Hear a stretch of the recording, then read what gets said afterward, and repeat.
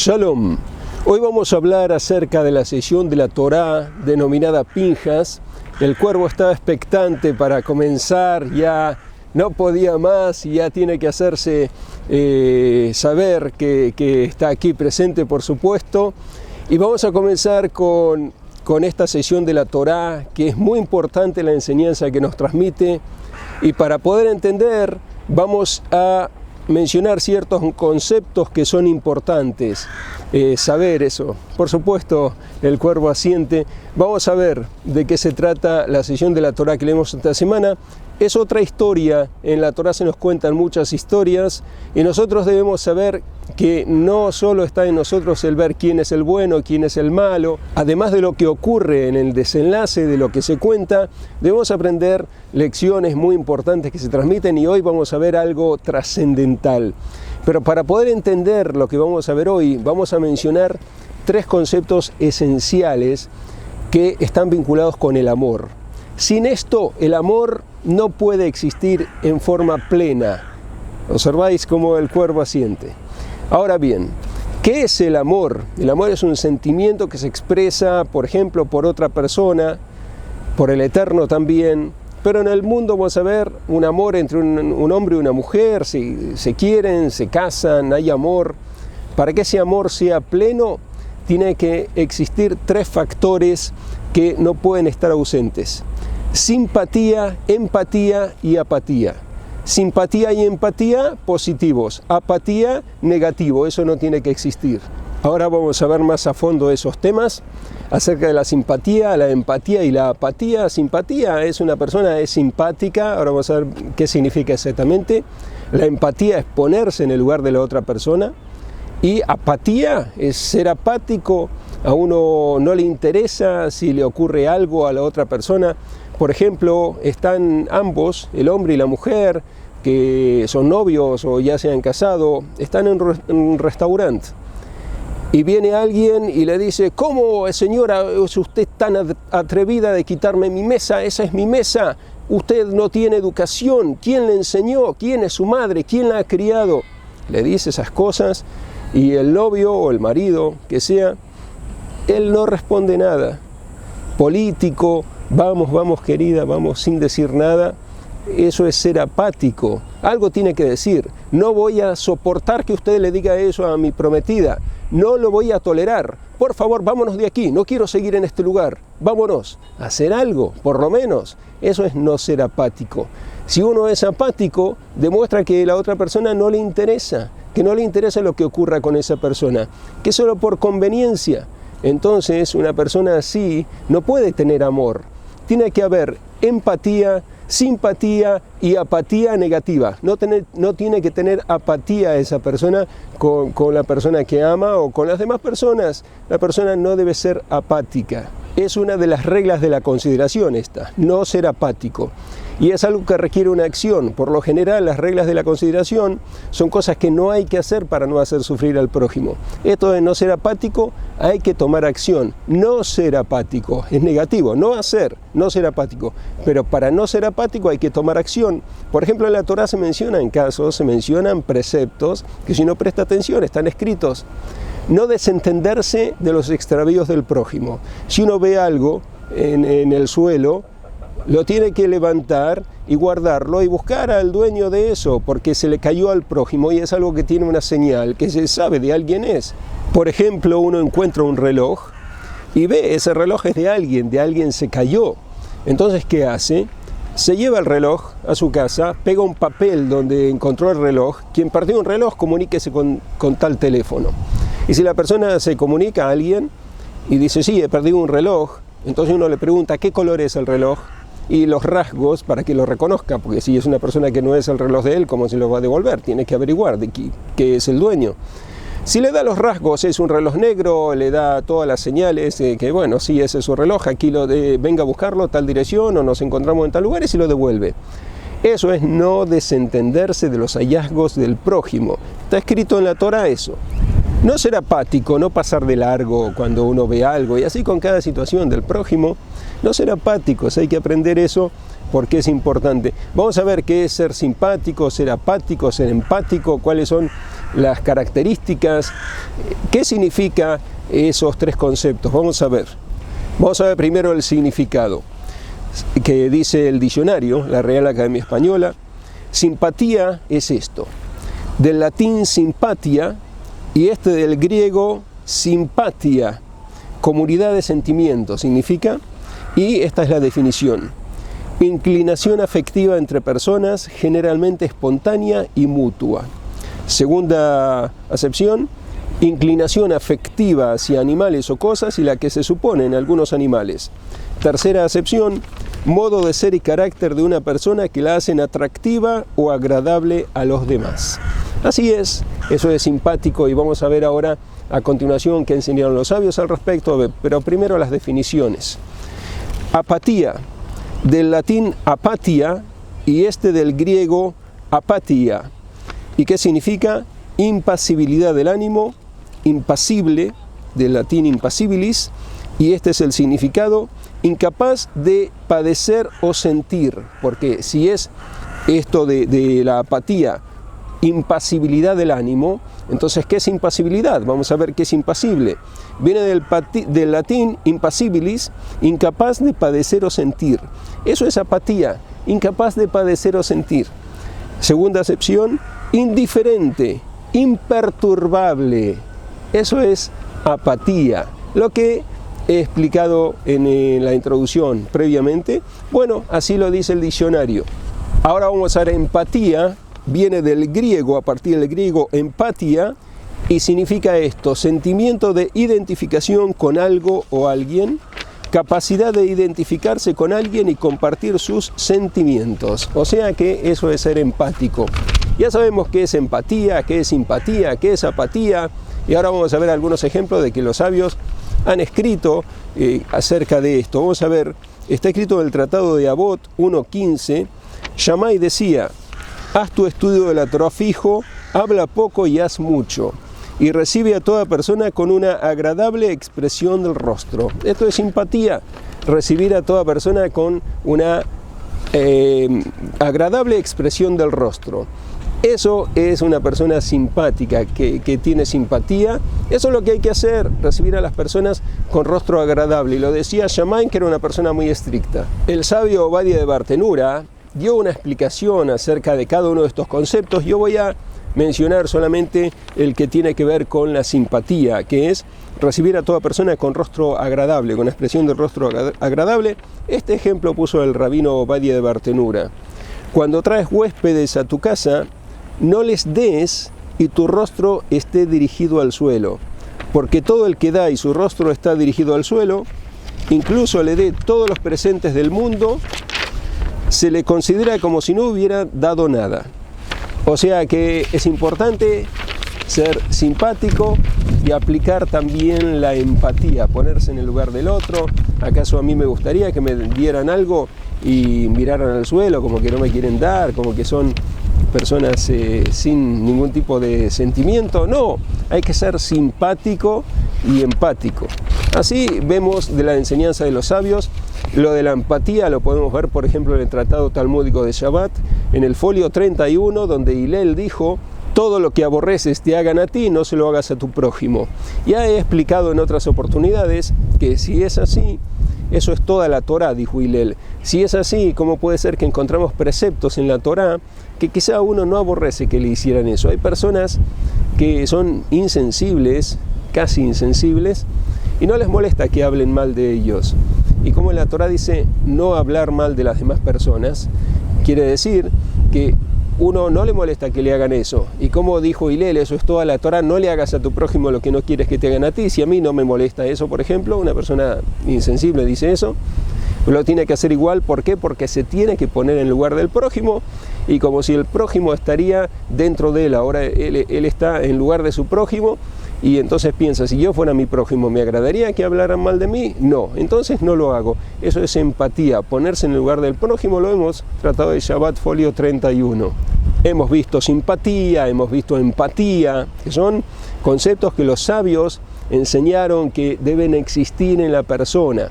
Y lo referente a la apatía lo vamos a ver más adelante, que en nuestra sesión de la Torá se va a ver ese tema, vamos a aprender algo muy importante acerca de eso.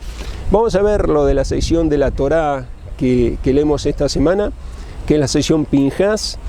Y reitero, hay que compenetrarse con la enseñanza, no solo con el suceso. Lo que se cuenta, pero ¿qué aprendemos de eso? Es muy importante. En la sección de la Torá Pinhas se narra un suceso ocurrido con un hombre llamado Pinhas que celó el celo del Eterno. O sea que se compenetró con el Eterno, el Padre Celestial. Si el Eterno estaba sufriendo, entonces, bueno, yo tengo que hacer algo para que no sufra. Es algo que podríamos comparar con esa pareja que fue al restaurante y vino alguien y le dijo algo feo a la señora y el prometido, el marido, ¿qué hace? Interviene, no se queda sin hacer nada. Eso es lo que corresponde hacer, porque la persona se debe sentir apreciada, se debe sentir apoyada por quien la ama. O sea que eso es importante en el amor, que exista simpatía, que exista empatía y también apatía que no esté. O sea, apatía, no debe haber apatía. Y ahora vamos a entrar en la sección de la Torá que sale esta semana, que es Pinhas, pero para poder entender todo el desarrollo del tema, vamos a comenzar leyendo algunas fracciones de lo que leímos en la sección Korah para poder entender bien, porque muchas veces los sabios nos remiten a qué está escrito antes de la sección que se lee la semana para entender el contexto. Y precisamente en esta ocasión también es así, o sea que vamos a leer algo de lo ocurrido en la sección Korah, que está previa a la sección Pinhas, antes que la sección Pinhas, porque de ahí viene algo que nos va a dejar enseñanzas muy importantes para entender también la sección Pinhas. Vamos a leer algunos detalles de la sección Korah, recordar qué ocurrió con Korah y después vamos a explicar la sección Pinhas. Está escrito en Números 16:1 en adelante. Y tomó Korah, hijo de Itzar, hijo de Keat, hijo de Leví, junto con Datán y Abiram, hijos de Eliab y On, hijo de Pelet, descendiente de Rubén, y se levantaron ante Moisés con 250 hombres de los hijos de Israel, líderes de la congregación, convocados para la reunión, hombres de renombre. Y se congregaron contra Moisés y Aarón y les dijeron: suficiente para vosotros, porque toda la congregación, todos ellos son santos, y el Eterno está en medio de ellos. ¿Y por qué os enaltecéis sobre la congregación del Eterno? O sea que fueron a reñir contra Moisés, los hicieron pasar un mal momento a Moisés y a la congregación que estaban con ellos. O sea que eso no fue bueno. ¿Y qué ocurrió?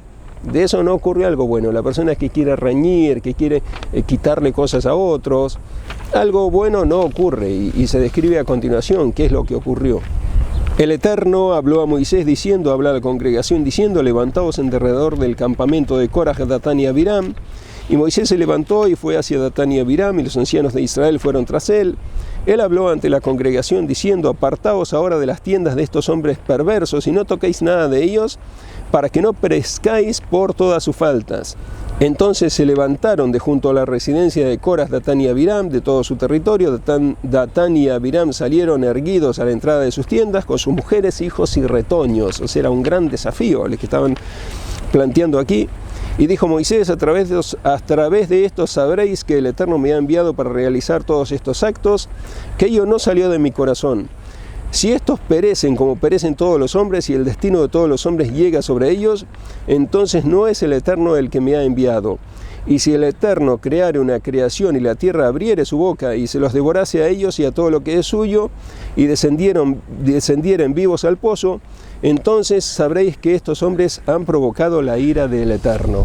Cuando acabó de decir todas estas palabras, el suelo que había debajo de ellos se partió, y la tierra abrió su boca y los devoró a ellos y a sus casas y a todas las personas que estaban junto a Korah y a todas sus pertenencias. Así está escrito en Números 16, 1 a 31. Vemos que no es bueno hacer esto, riñas, pleitos, hacer pasar mal a otra persona mal momento, también hacerlo pasar vergüenza, porque Moisés era el líder y todo lo que hicieron. Vemos que este fue el destino de esas personas después de haber hecho semejante cosa fea que no se debe hacer, y es reñir y hacer pasar malos momentos a las personas. Y bueno, eso fue lo que ocurrió. Y eso lo vemos en la sociedad muchas veces nosotros también. Vemos, por ejemplo, personas que están en un lugar, en una institución, que se ocupó de esa institución durante toda la vida, y atendió a todos de la mejor manera.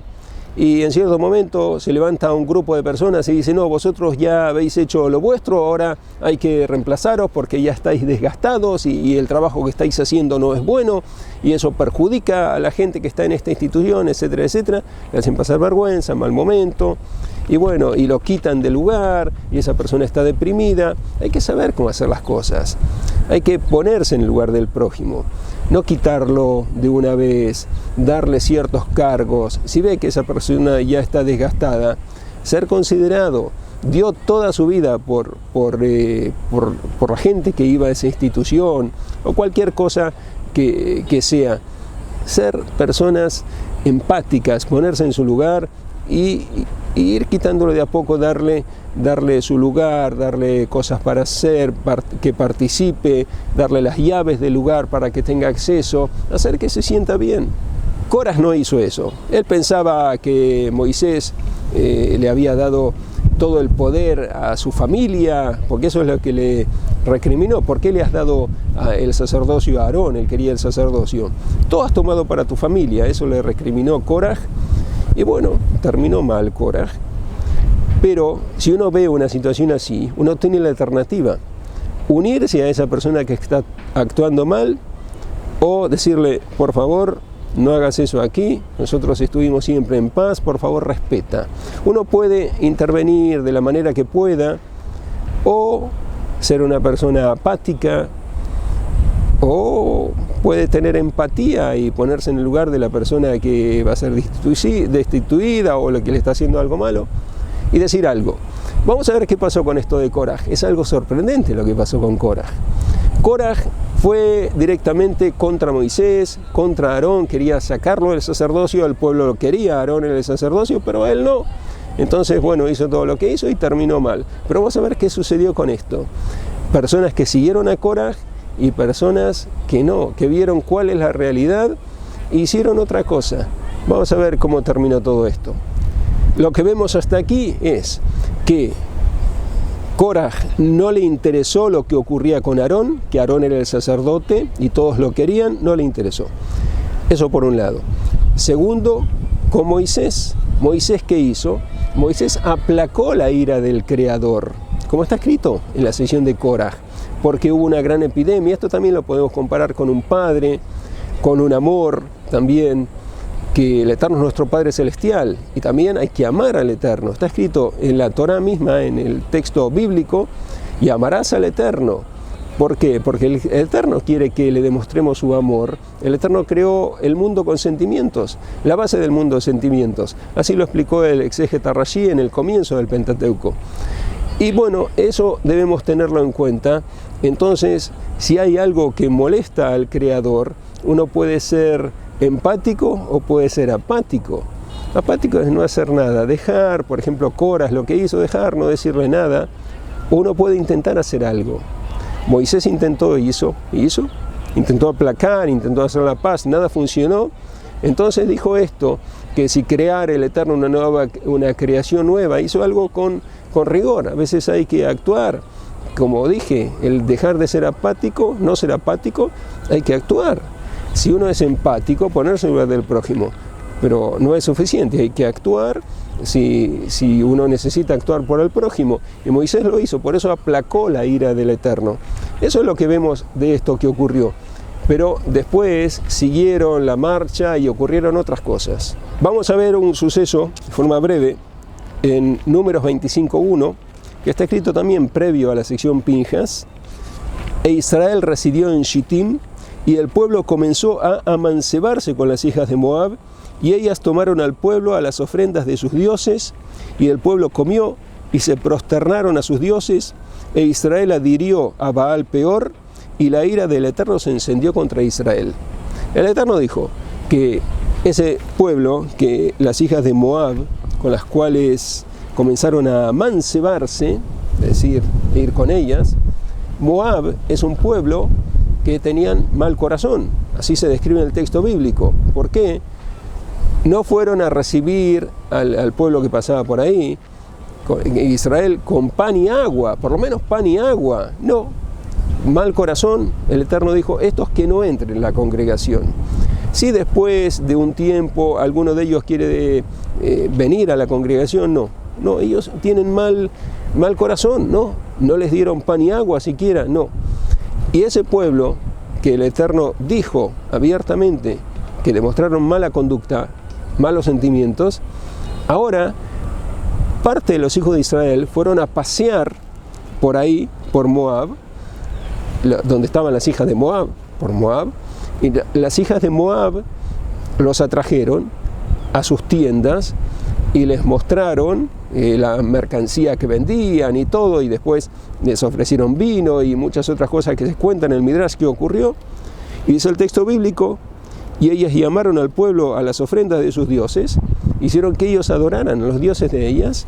O sea, es contra la voluntad del Eterno directamente, que el Eterno dijo, no tengáis otros dioses fuera de mí, en los 10 mandamientos. ¿Y cómo le hacen eso? Esto fue un grupo que se apartó, y bueno, ahí se incendió la ira del Eterno, y la ira del Eterno se encendió contra Israel. Y ahora, ¿quién aplaca la ira del Eterno? Moisés ya había hecho lo suyo cuando fue la situación con Korah. Ahora estaba difícil, otra vez va a intervenir Moisés. ¿Quién aplacaba ahora la ira del Eterno? Tenemos que entender como si fuera sentimiento humano lo referente al Eterno. El Eterno nos ordenó en sus preceptos, amarás al Eterno. ¿Qué quiere decir? Que quiere que le expresemos nuestro amor, o sea, que tengamos amor por Él. Y así como un padre, por ejemplo, que le hacemos algo que sabemos justo lo contrario, nos vamos con la persona que es su opositor. ¿Qué le estamos haciendo a nuestro padre?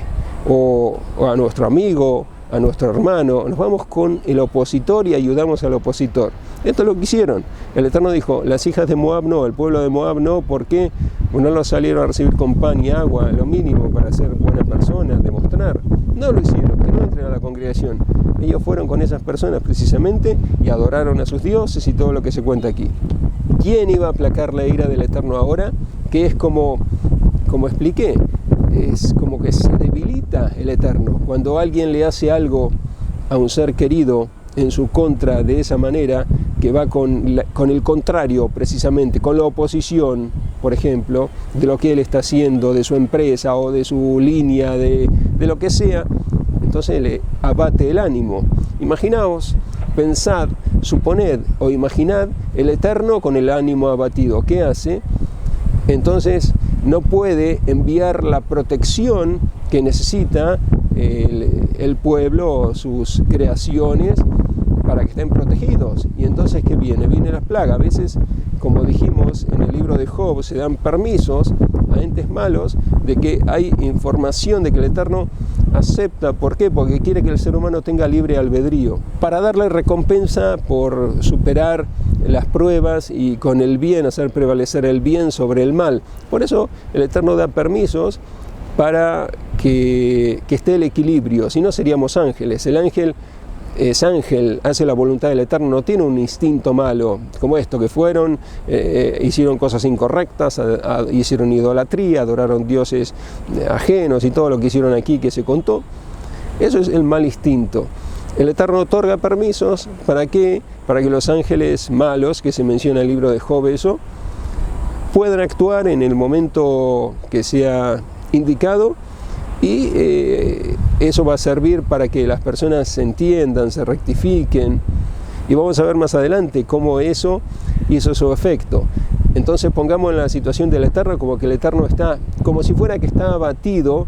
¿Por qué? Porque aquí personas que Él creó se apartaron y que eligió, del pueblo que Él eligió, se apartaron e hicieron justamente lo que Él no quería, se fueron contra los que eran como sus opositores, los que no hacían el bien o los que recibieron con pan y agua, y fueron y se amancebaron con las hijas de ellos y adoraron a sus dioses y todo lo que se cuenta. Y ahora, ¿cómo se aplaca la ira del Eterno? El Eterno no pone la defensa para que el pueblo esté protegido. Entonces, ¿qué se puede filtrar? Alguna cosa que no es buena, por ejemplo una epidemia, enfermedades, y eso es lo que ocurrió. No es solo que hoy en día ocurren estas cosas, también en el pasado, la primera vez con Korah, que se narra en la Torá, que lo podéis ver ahí, aquí otra más, una plaga, una epidemia así, se propagó, y bueno, dice en Números 25, 8, 9, y la plaga cesó de entre los hijos de Israel, y los perecidos en la plaga fueron 24.000, observad esto, muchísimos. Números 25, 8 a 9. Hasta que Pinjas, él aplacó la ira del Eterno y ahí cesó la plaga. Se cuentan detalles de cómo hizo esto Pinjas. Yo voy a narrar solamente lo que está escrito. Por algo está dividida así la sección y comienza declarando esto para que tengamos presente esto que se declara aquí. Así comienza la sección Pinjas.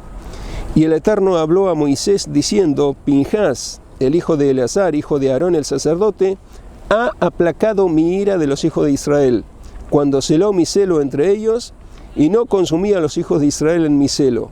Por eso di: he aquí le otorgo mi pacto de paz, y será para él y su descendencia después de él un pacto de sacerdocio perpetuo, porque celó por su Dios y expió por los hijos de Israel. Esto está escrito en Números 25, 10 a 13. O sea, por eso que hizo Pinjas, que se puso en el lugar del Eterno, fue empático y no fue apático, y hizo algo para celar al Creador. El Creador vio eso y ahí se fortificó el poder del Creador y la plaga cesó. O sea que salvó a mucha gente.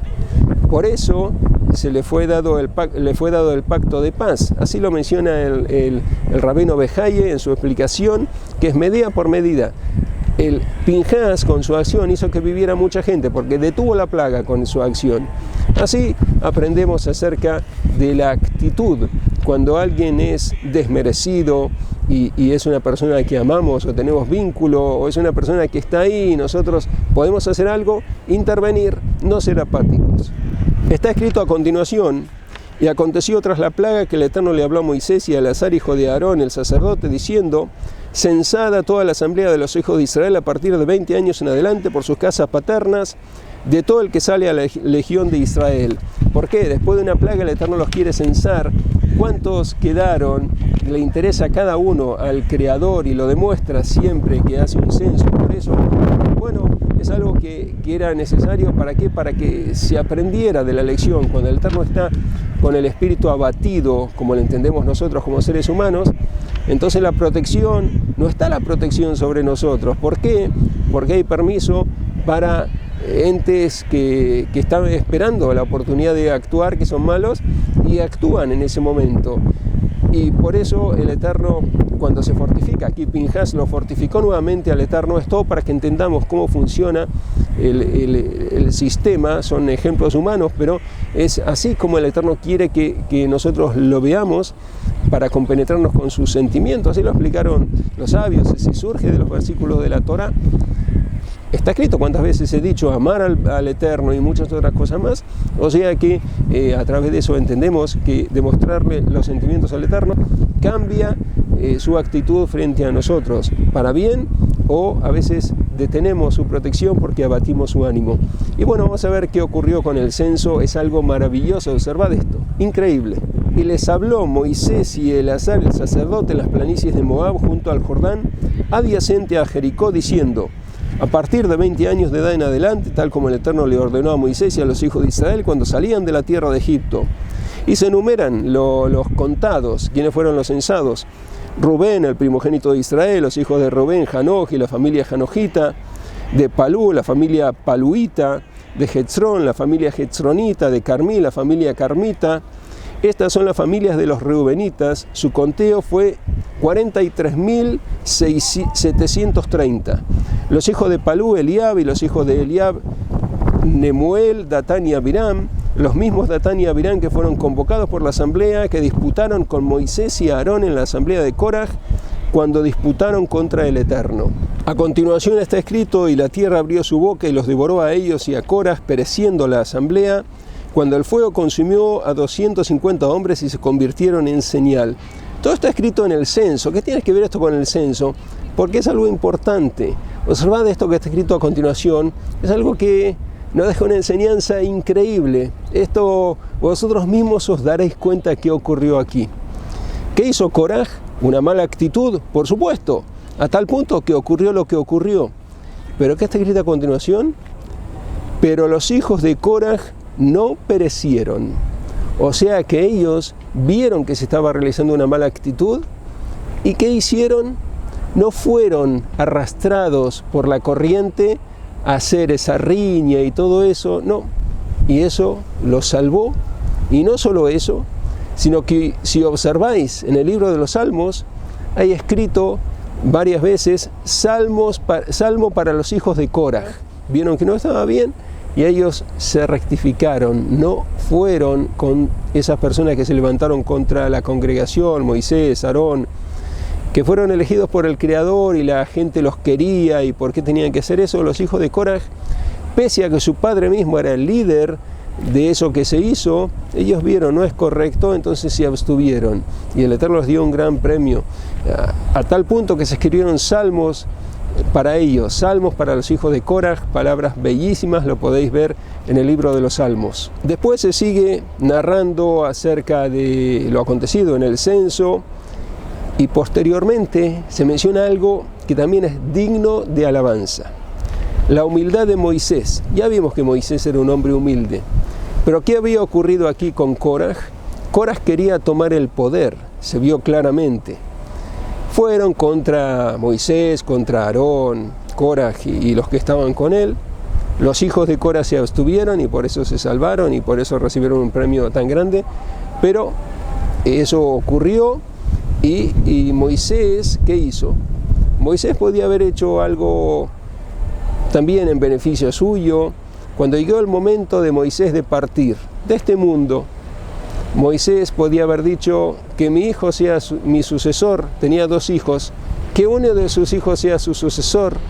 Pero observad lo que se narra en el texto bíblico a continuación. Esto está escrito en Números 27:12 en adelante. El Eterno le dijo a Moisés: asciende a esta montaña de Abarim y contempla la tierra que he dado a los hijos de Israel, y la contemplarás y te reunirás con tu pueblo, también tú, como se reunió tu hermano Aarón. Porque os habéis rebelado contra mi palabra en el desierto de Etzín, en la rebelión de la congregación, para santificarme con el agua ante los ojos de Israel. Esto es, las aguas de la rebelión de Kadesh en el desierto de Etzín. Habíamos mencionado en otras oportunidades que el Eterno le dijo a Moisés hablarle a la roca para que sacara sus aguas, y Moisés le dio un golpe a la roca y bueno. Y habló Moisés al Eterno diciendo: designe el Eterno Dios de los espíritus de toda carne un hombre sobre la congregación, que salga delante de ellos y que entre delante de ellos y que los saque y los entre, y no sea la congregación del Eterno como un rebaño que no tiene pastor. O sea, Moisés pidió al Eterno que designara un sucesor. Y no dijo: designa a mi hijo. No, designa un sucesor. Así dijo Moisés al Eterno, le pidió. Y dijo el Eterno a Moisés: toma para ti a Josué, hijo de Nun, un hombre en el cual hay espíritu, y apoya tu mano sobre él, y le harás ponerse de pie ante Eleazar el sacerdote y ante toda la congregación, y lo ordenarás ante los ojos de ellos, y darás de tu resplandor sobre él, para que oigan todos los de la congregación de los hijos de Israel. Y se pondrá de pie ante Eleazar el sacerdote, y le consultará acerca del Urim. Era un elemento que había en el pectoral del sumo sacerdote, que brillaban las letras y así daban respuestas. Ante el Eterno, por su boca saldrán y por su boca entrarán él y todos los hijos de Israel junto con él, y toda la congregación. Así fue como le dijo el Eterno: pon tu mano sobre Josué. No le dijo que designe a su hijo, su sucesor. Josué era el asistente de Moisés. Pon tu mano sobre él y transmítele todo tu poder. ¿Y qué hizo Moisés? Y Moisés hizo tal como el Eterno le había ordenado. Tomó a Josué y le hizo ponerse de pie ante Eleazar el sacerdote y ante toda la congregación, y apoyó sus manos sobre él y lo ordenó tal como el Eterno habló a través de Moisés. No le puso una mano sola, sus 2 manos, o sea que le dio todo Moisés a Josué. Hizo totalmente de buena voluntad. Si el Eterno designó a Josué, que sea Josué mi sucesor. No pidió que sea mi hijo, que sea Josué, como el Eterno dice. Vemos la humildad, no actuó como Coraj: yo quiero el poder. No, Moisés fue humilde. Si tiene que seguir con el poder otra persona de otra familia, de otro lugar, que sea otra persona mi asistente, que sea mi asistente. Eso vemos en Moisés, un acto de humildad completa. Ahora bien, vamos a empezar a entender qué dice la sesión de la Torá acerca de lo que ocurrió. Pinjas celó el celo del Eterno y por eso recibió el pacto de la paz. Así dijimos en el comienzo de nuestra sección. Ese pacto de la paz es algo increíble lo que ocurrió con Pinjas, porque todos los parientes de él, era hijo de Eleazar, que Eleazar era hijo de Aarón, el sacerdote, todos habían recibido el sacerdocio, menos Pinjas. Y Pinjas no dijo nada, esperó, no dijo nada y ahora lo recibió. Cuando demostró este vínculo con el Creador, recibió el sacerdocio para todas las generaciones y el pacto de la paz. Y vamos a ver qué dice el Midrash acerca de este pacto de la paz que recibió Pinjas para toda su descendencia también, él y todos sus descendientes posteriores. Pinjas, hijo de Eleazar, hijo de Aarón el sacerdote, está escrito en Números 25:11, dijo el santo bendito sea, es correcto que reciba su recompensa. Por eso he aquí le otorgo mi pacto de paz. Números 25:10-12, tal como mencionamos, estos son los versículos donde se declara eso, que el Eterno le dio el pacto de paz. Y se dice en el Midrash, la paz que fue otorgada a Pinjas es grande, porque el mundo no se conduce sino a través de la paz. Y la totalidad de la Torá es paz. Como está dicho, sus caminos son caminos agradables y todas sus sendas paz. Proverbios 3:17. Y si un hombre viene del camino se le dice paz, y así a la mañana se le dice paz, y al día siguiente se le dice paz. O sea que es un saludo, paz, que la paz esté contigo. Y así en el Shema Israel, que es una oración que también la mencioné en otros vídeos, que está en Deuteronomio 6:4, que es una plegaria importantísima que consta en el texto bíblico, es una alabanza además. En las oraciones que se recitan previo y posterior a esa plegaria, hay una que termina así, que se recita en Shabbat principalmente: extiende su tienda de paz sobre su pueblo, extiende su tienda de paz sobre su pueblo. O sea, se declara la unicidad del Creador, que el Creador es uno y único, y esa oración que contiene este mensaje de la paz se la menciona junto al Shema Israel. La plegaria se sella con paz. Cuando uno ora al Creador, le pide muchas cosas, le pide por sustento, le pide por salud, muchas cosas le pide y le agradece y todo. ¿Cómo se termina? Con la paz. Y también la bendición sacerdotal se sella con paz. La bendición sacerdotal, que también ya la hemos mencionado, termina con la palabra paz, que fue dada a Aarón y a todos los sacerdotes descendientes de Aarón. También termina con la paz, eso también le fue dado a Pinjas. Y dijo Rabbi Shimon ben Jalafta, un recipiente no contiene bendición sino a través de la paz. Como está escrito, el Eterno dará poder a su pueblo, el Eterno bendecirá a su pueblo con paz. Salmos 29:11. O sea que se termina así la Mishnah, la Torah oral, con la palabra paz, con este texto. Es algo muy importante y toda esta paz recibió Pinjas, quien celó el celo del Eterno. Una persona que no fue apática, sino que se levantó y celó al Eterno para compenetrarse con él y el abatimiento del Eterno cesó y vino la protección sobre el pueblo, y si bien habían perecido de la plaga 24.000, salvó a todos los demás. Pinjas con su actitud, por eso recibió el pacto de la paz, porque salvó a muchísimos, le dio paz a muchísimas personas. Y vamos a ver ahora acerca de este tema de la paz, este premio que recibió Pinjas, que es la paz, el pacto de la paz. Vamos a ver cuán importante es. Cosas maravillosas se nos enseñan acerca de la paz, cuán buena es. Vamos a ver una enseñanza del Midrash que es increíble esto. Si no estuviera escrito, es difícil decirlo, pero así surge de los versículos. Observad lo que está escrito en el Midrash.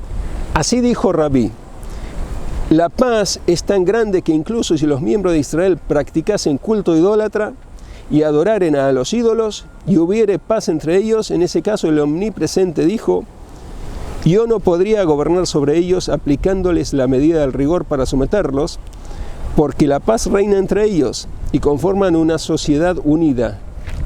Y aquí cita un versículo, esto es increíble. Aunque hicieran idolatría, que el Eterno aborrece la idolatría, pero si hubiera paz, el Eterno no ejercería el rigor sobre ellos. ¿De dónde sale ese versículo? ¿Cuál es? Efraín está unido a ídolos. Dejadlo. Oseas 4:17. Efraín era una de las tribus de Israel. Estaban unidos a ídolos, estaban practicando eso, adoración a ídolos, dioses extraños. Dejadlo. Oseas 4:17. Vemos que cuando hay unión, el Eterno no ejerce el rigor, aunque estén haciendo algo tan vil para el Eterno, como es la idolatría, adorar a dioses ajenos, paganos. Pero cuando hay división entre ellos y existen varios grupos separados y hay pleitos, ¿qué está dicho al respecto? Está dicho, se dividió su corazón y ahora será sancionado. Oseas 10:12. Vemos en el mismo libro de Oseas, cuando hay unión, ni siquiera la idolatría es un elemento como para que el Eterno haga ejercer su rigor contra las personas. Pero si están divididos, en ese caso no hay quien pueda salvar a las personas de la furia que se desata en lo alto, porque el Eterno en ese caso arde en ira. Dijimos, con los sentimientos están compenetrados con el Eterno, como hemos mencionado varias veces. Y aquí Oseas 10:12 nos lo revela, se dividió su corazón, ahora será sancionado. Porque están divididos. Se deduce que si el corazón de las personas se divide y pleitan con sus semejantes, le sobrevienen sanciones por sus faltas. Y aquí se aprende cuán grande es la paz y cuán odiadas son las discusiones. A esto se refiere lo que está escrito. Tenían un mismo propósito.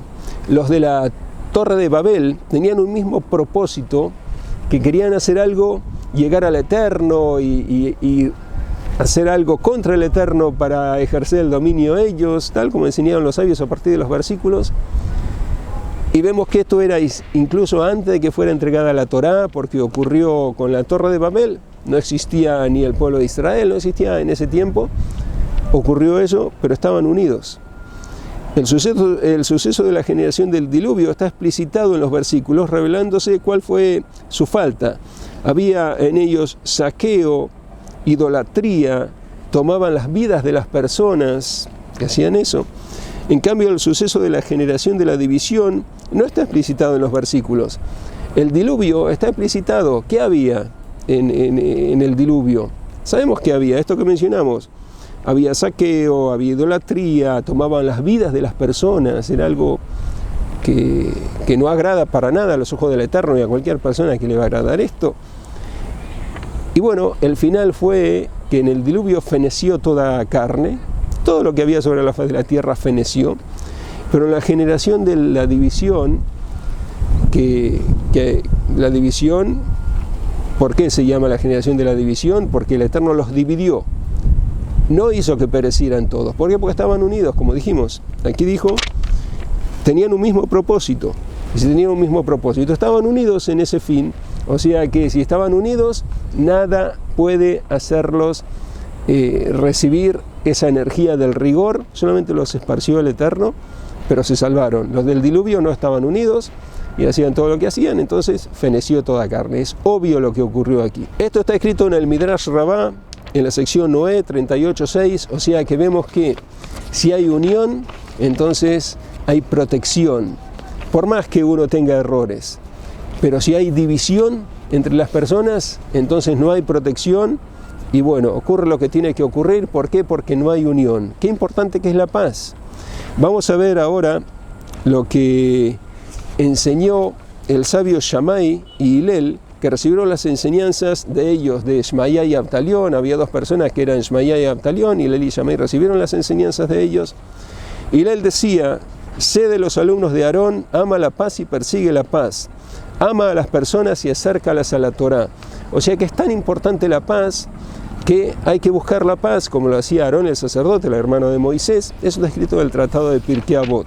Vamos a ver ahora lo concerniente al diluvio. Vamos a ver qué diferencia hay entre la generación del diluvio y la generación de la división. Cuando construyeron la Torre de Babel, vamos a ver los versículos. Esto ocurrió en el diluvio. Estas son las crónicas de Noé. Noé fue un hombre justo, íntegro entre los de sus generaciones. Noé anduvo con el Eterno y Noé engendró 3 hijos, Shem, Ham y Jefet. Y la tierra se corrompió delante de ellos y la tierra se había llenado de hurto. Y Dios observó la tierra y aquí que estaba corrompida, ya que toda la carne había corrompido su camino sobre la tierra. Dios le dijo a Noé, el fin de toda carne ha venido ante mí, porque la tierra está llena de hurto por causa de ellos. He aquí que los destruiré con la tierra. Haz para ti un arca de madera de gofer, haz compartimientos al arca y calafatéala con brea por fuera y por dentro. Así es como la harás. De longitud, la longitud del arca será de 300 codos, su anchura 50 codos y su altura 30 codos. Le harás una ventana al arca y la terminarás arriba con un codo. Coloca la entrada del arca a un costado, hazle un primer piso, un segundo piso, un tercer piso. He aquí que yo traigo el diluvio de agua sobre la tierra para hacer fenecer toda la carne que hay, aliento de vida debajo de los cielos. Todo lo que hay sobre la tierra fenecerá, y estableceré mi pacto contigo, y entrarás tú al arca de tus hijos y tu mujer y las mujeres de tus hijos contigo. Y de todo lo que vive, de toda carne, traerás al arca de todos dos, para que vivan contigo, macho y hembra serán, del ave según sus especies y del animal, cada uno según su especie, de todo lo que repta sobre la faz de la tierra según sus especies, dos de todos vendrán hacia ti para que vivan. Esto está escrito en Génesis 6, 9 a 20. Vemos que todo feneció, no quedó nada. ¿Por qué? Porque había cosas que provocaban la ira del Eterno, división entre las personas. Eso fue en el diluvio. Vamos a ver ahora lo que ocurrió con la Torre de Babel. Hemos cambiado el escenario. Así fue la decisión del Creador, porque vino gente que ya no se podía grabar, sabéis, en los parques como es. Así fue como el Creador lo determinó, que tenemos que continuar aquí. Y lo que sigue es maravilloso, porque es un cambio, salir de la zona de confort. Es precisamente lo que vamos a ver ahora.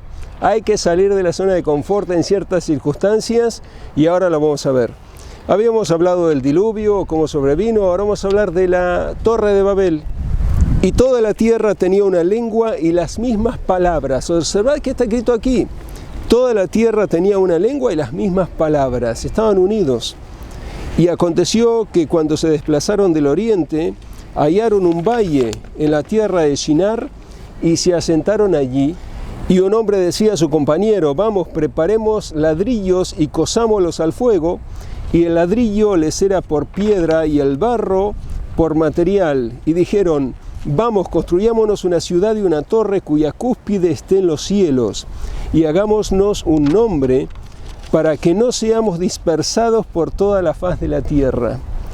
Y el Eterno descendió para ver la ciudad y la torre que habían construido los hijos del hombre, y dijo el Eterno: he aquí que ellos son un pueblo, o sea que están unidos, y tienen una lengua para todos, y esto han comenzado a hacer, y ahora no se les ha de impedir todo lo que han planeado hacer. Vamos, descendamos y confundamos allí su lenguaje, para que un hombre no entienda la lengua de su compañero. Esta expresión, como ya he explicado varias veces, se refiere a la manifestación, muchas veces, de lo que se denomina la presencia divina.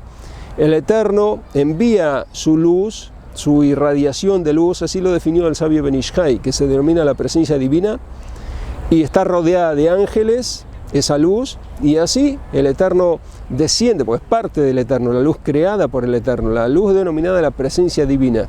Y bueno, eso es lo que habla aquí, por eso en plural y todo, con los ángeles. Y el Eterno los esparció de allí, de sobre la faz de toda la tierra, y desistieron de construir la ciudad. Por eso llamó su nombre Babel, porque allí el Eterno confundió el lenguaje de toda la tierra. Confundió, se dice Balal, que de ahí viene la palabra Babel, que es Babilonia, Babel en hebreo. Y desde ahí el Eterno los dispersó por sobre la faz de toda la tierra. Génesis 11, 1 a 9. Vemos que aquí había unión, y el Eterno no los hizo fenecer a todos como en el diluvio, que no había unión, sino que solamente los dispersó por sobre la faz de la tierra. ¿Cuán importante es la unión? Es algo magnífico. ¿Y qué ocurre cuando hay unión? Hay paz, y cuando hay paz, uno está en vínculo con el Eterno, hace su voluntad. ¿Qué ocurre? La presencia divina se posa en el mundo. Tal como está escrito en la Torá, que construidme un templo y moraré entre ellos. Moraré entre ellos. ¿Con qué? Con la presencia divina. La luz del Eterno hace posar. El Eterno ocupa todos los lugares, está en todos los lugares, aquí en todos los lugares está. Pero algo manifiesto que las personas puedan captar eso de alguna manera es la luz de la presencia divina. ¿Y cómo se capta? Hay que ser muy espiritual para poder ver luz, pero nosotros podemos ver señales que son reconocibles, y eso ocurría en el templo sagrado. Cuando el templo sagrado está en pie, cuando hay paz, el templo sagrado puede estar en pie, la presencia divina se posaba ahí, y se veían milagros como los que vamos a contar ahora. Fue mencionado en el Tratado de Avot. 10 milagros le fueron hechos a nuestros ancestros en el templo sagrado. No perdió su embarazo jamás una mujer que estaba embarazada a causa del aroma de la carne de las santidades. Cuando hay una mujer embarazada y siente un aroma que quiere comer eso, puede ser algo riesgoso para su embarazo, pero nunca ocurrió. Y no se descompuso la carne de las santidades, jamás. Y no se vio una mosca en el lugar de las ofrendas, jamás. Esto también es increíble, como una mosca no va a venir. No hubo moscas. Y no le sobrevino una efusión seminal involuntaria al sumo sacerdote en el día del perdón. Que esto puede ser que está cansado o cualquier otra cosa. En la efusión seminal involuntaria puede ocurrir. Jamás en el día del perdón le ocurrió eso. Y las lluvias no apagaron el fuego de las maderas del orden. Había unas maderas que era el fuego del orden. Jamás las lluvias lo apagaron a eso. Y estaba la intemperie, otro milagro. Y el viento no venció a la columna de humo. Jamás la desvió. Había una columna de humo que surgía. El viento no desviaba la columna de humo. La columna de humo ascendía rectamente. ¿Y cómo era eso? Era un milagro también. Viento había. Y no fue hallada una ineptitud en la ofrenda denominada Homer, y en los 2 panes y en el pan de la preposición, que son todas ofrendas que se realizan. Estaban de pie apretados y se prosternaban ampliamente. Esto es increíble. Cuando estaban de pie en el templo sagrado, estaban todos en un espacio muy reducido, porque había muchísimas personas, que el lugar era reducido para tanta gente.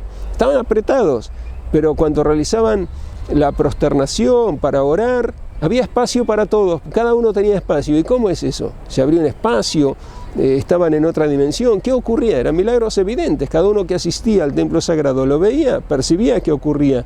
Cada vez que llegaba el momento de la prosternación había lugares para todos, mucho espacio.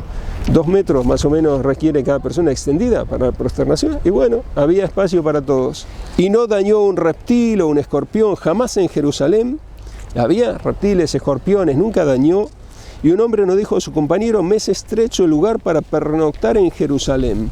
A nadie le faltó lugar donde pernoctar, pasar la noche. Nadie, todos tenían lugar.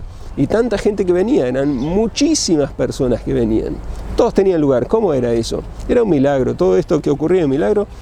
Y había testigos que uno le fueron contando testimonios, se los contaron a sus hijos, los hijos a sus nietos, y así fue pasando por las generaciones. Los sabios lo escribieron, lo recibieron por tradición, así, de que estos milagros ocurrían en el templo sagrado, y muchas otras cosas ocurrían cuando el templo sagrado está en pie. Está todo esto, y hay abundancia, todos estos problemas que hay ahora laborales y sociales, todo eso no, porque está el templo, la presencia divina se posa, y la irradiación de luz del Creador.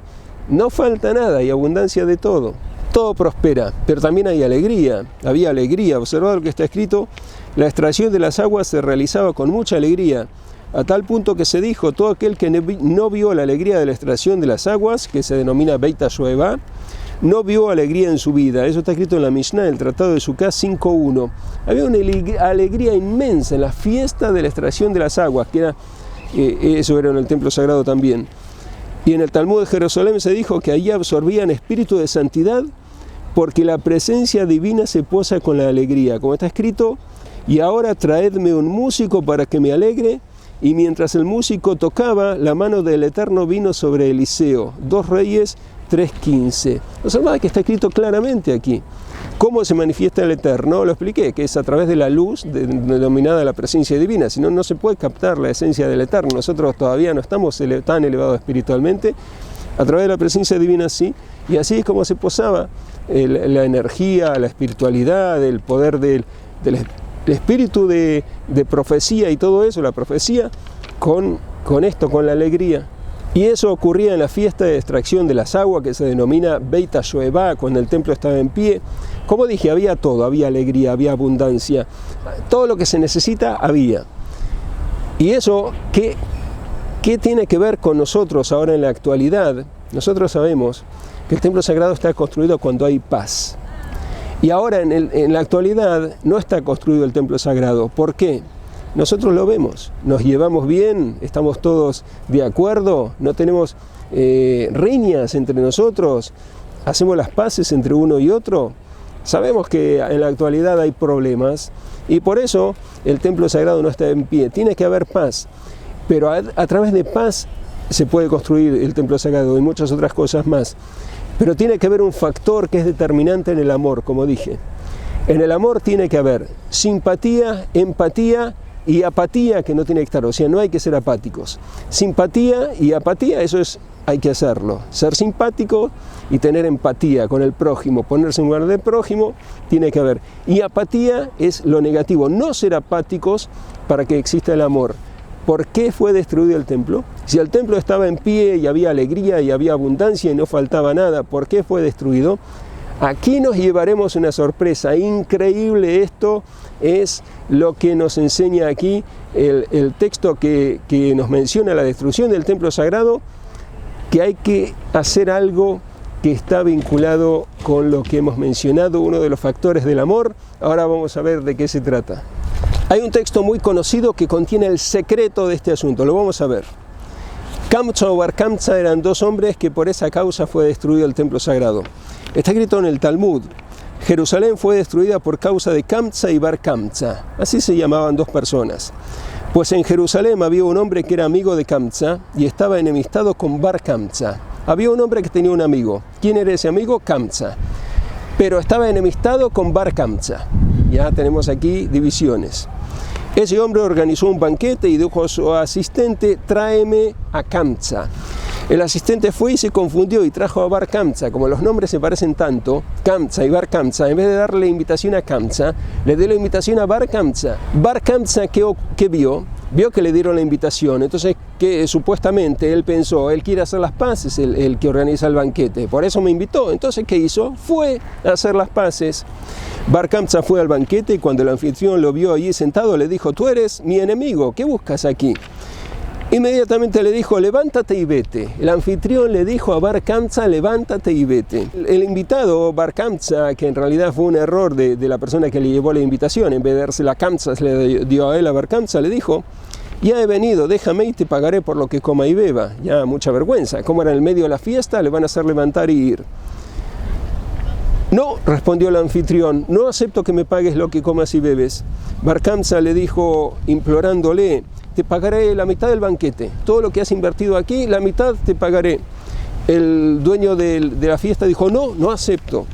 Bar Kamsa le dijo nuevamente: te pagaré todo el banquete, pero no me hagas esto, déjame quedarme aquí, te pagaré todo el banquete.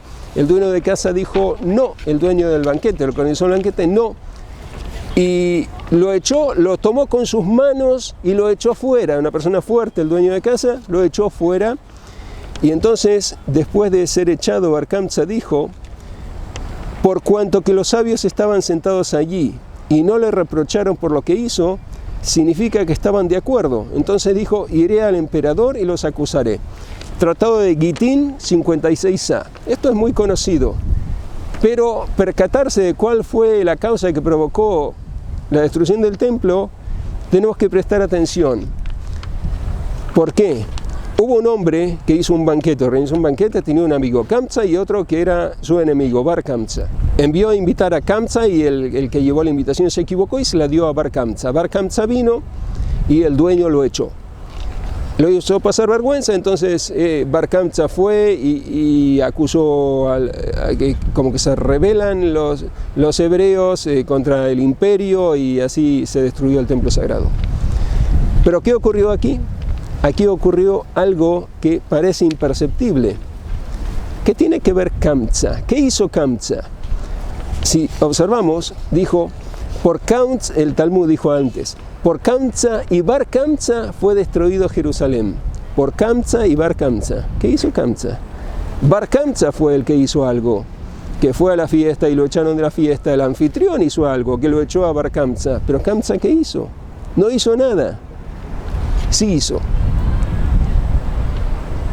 Fue apático. Si hubiera sido empático, hubiera actuado de otra forma. Fue apático.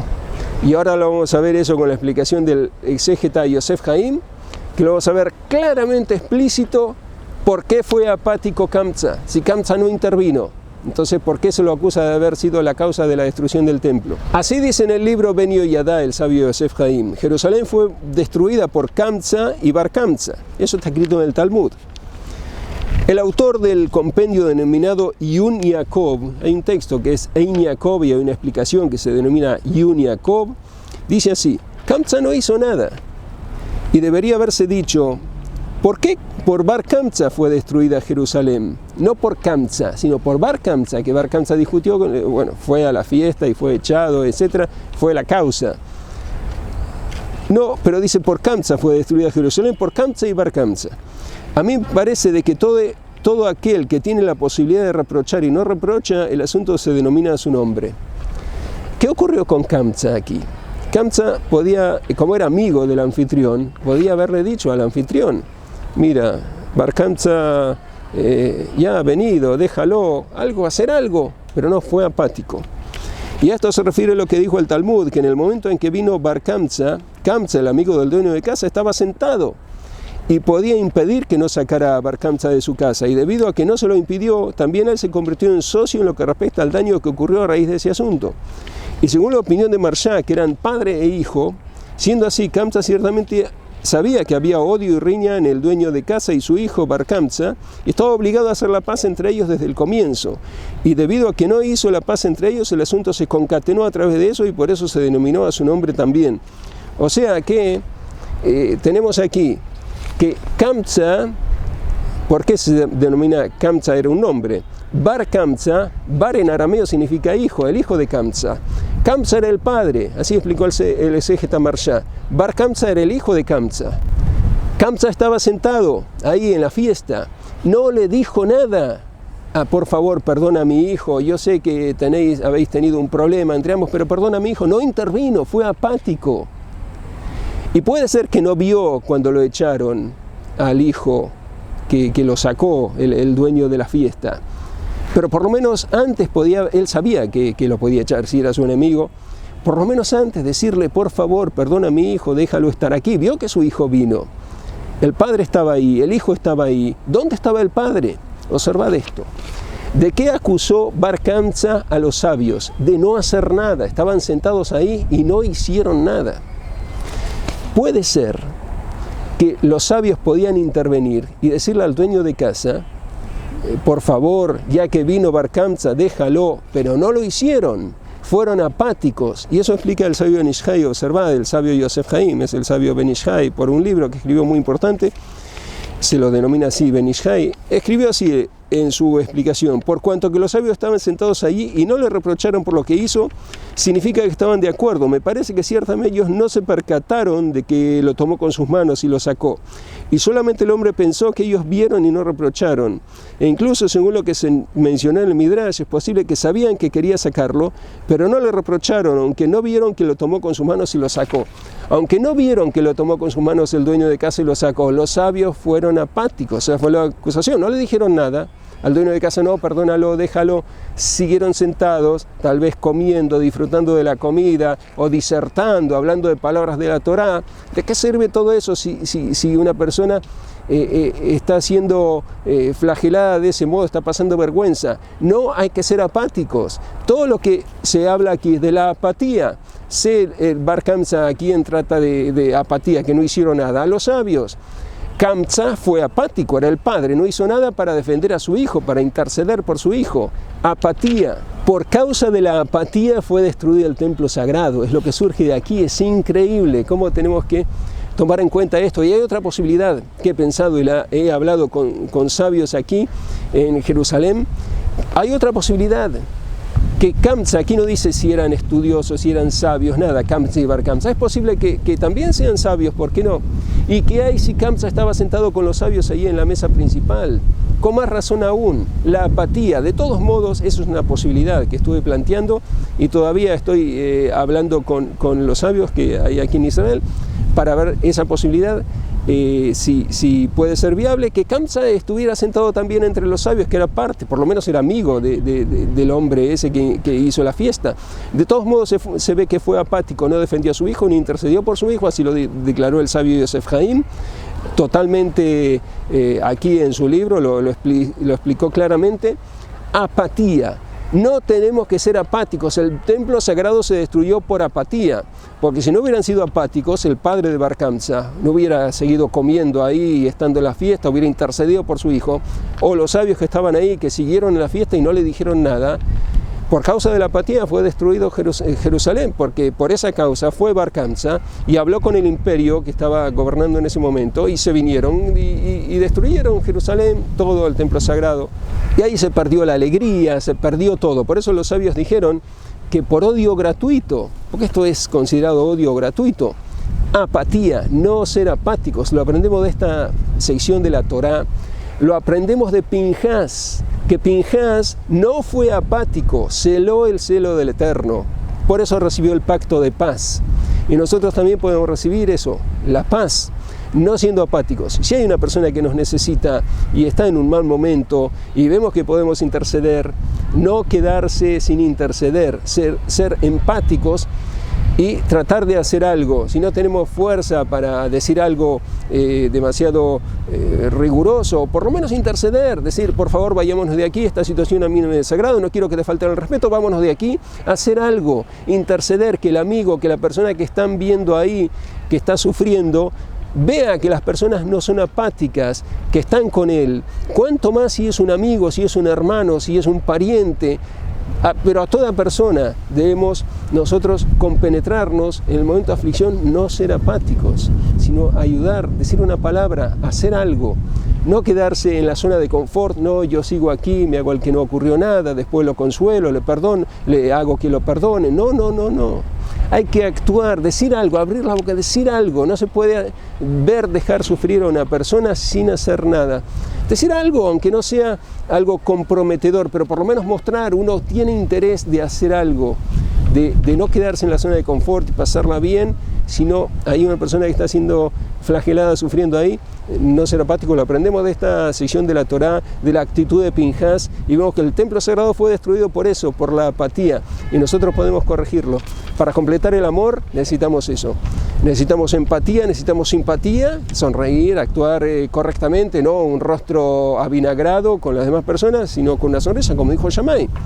Y también empatía, ponerse en lugar del prójimo, y no ser apáticos, fundamental para que el amor sea completo, para que la paz sea completa, para que tengamos nosotros todas las posibilidades de que el templo sagrado sea reconstruido. Hasta aquí este vídeo, es un magnífico día y espero encontrarnos muy pronto con una nueva transmisión.